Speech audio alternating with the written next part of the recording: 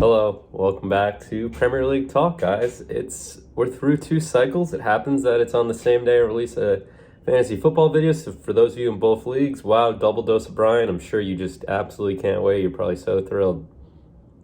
Anyway, guys, I had a really long training today, so I wanted to get this video out because I think I might be in the office the rest of the week too. So can't believe we're already through a second cycle. I feel like that went real quick. Quick standings update, guys. We'll start there. I believe this is unchanged from the previous cycle.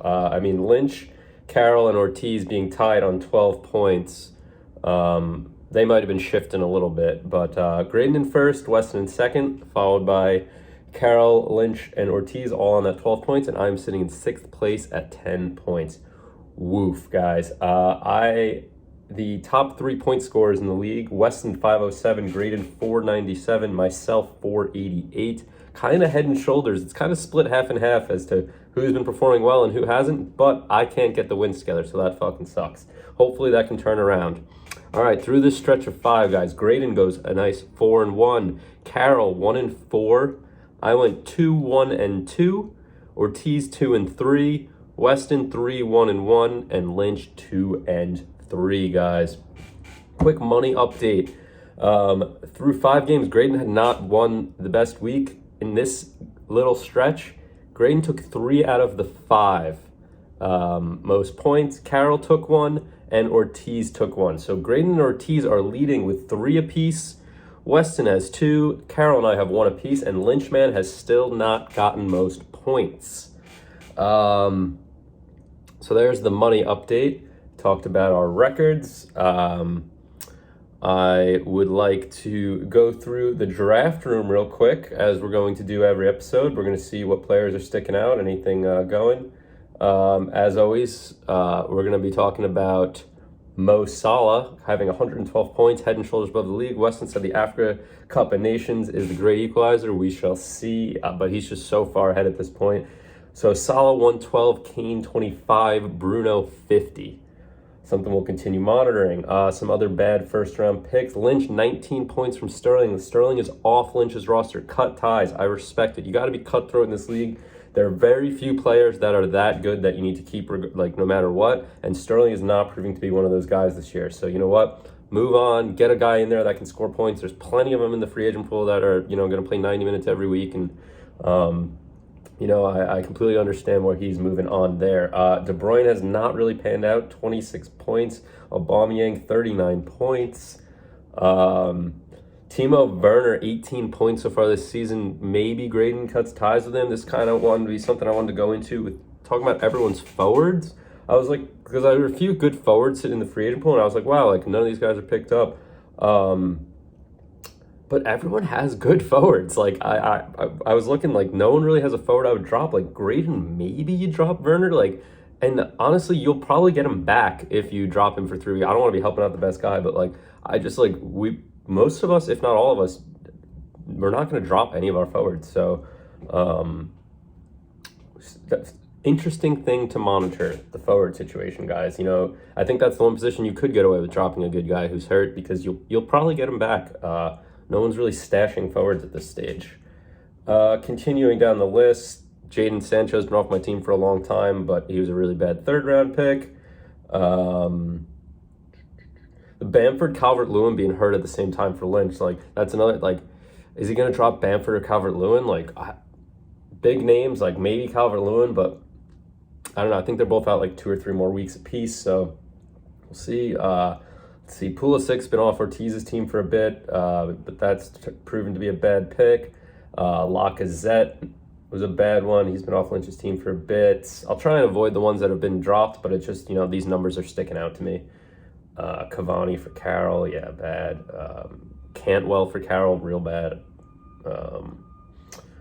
Mikel Antonio in the 8th round, we're going to keep highlighting this guy. I think he's like the 2nd or 3rd overall highest score in the league so far. Amazing pick. Cancelo from Graydon. Chilwell turned out to be all right for me. I ended up picking him back up. Alonso got the run for the first like 5 or 6 games of the season, and then this second cycle has been mostly Chilwell, and he's been putting some really good performances together. Chelsea just gets so many fucking clean sheets. It's insane. Smith Rowe working out really well in this cycle for you, Kevin. He really came alive. Reece James I know Weston just picked him up. Excellent pickup. Surprised he got dropped. But, defenders are always moving pieces. Weston has the 9th and 10th round, Zeke Stones, 7 points apiece. I don't think either one is on his roster anymore. But yeah, now we're getting toward the end. No other names or numbers jumping out. Rudiger for Weston probably is the last one that's going to stick out. 51 points so far this season. Amazing stuff. Let's just look at the quick top players, guys. And as I said, it's Salah, Mikel Antonio, Jamie Vardy, Sadio Mane. Reece James is 5th through 10 games. That is nuts. Weston probably couldn't believe he was just sitting there. So good on Weston for noticing that. I missed that completely. I picked up Chilwell, I think, a few weeks ago or something. Did not see Reece James. But yeah, good on that. We will, I'm just going to run through everyone's team real quick. I have a few notes written down. Yeah, man, sitting in 6th place, tough, man. I still feel good. Like, I'm putting up a lot of points. Maybe I'll run points against for a future week because my points against has got to be fucking high because if I started fucking Salah, same thing happened last time I played Graydon. If I started a different midfielder, I would have won, but whatever. That's just on me. That's dumb. Good win, Graydon.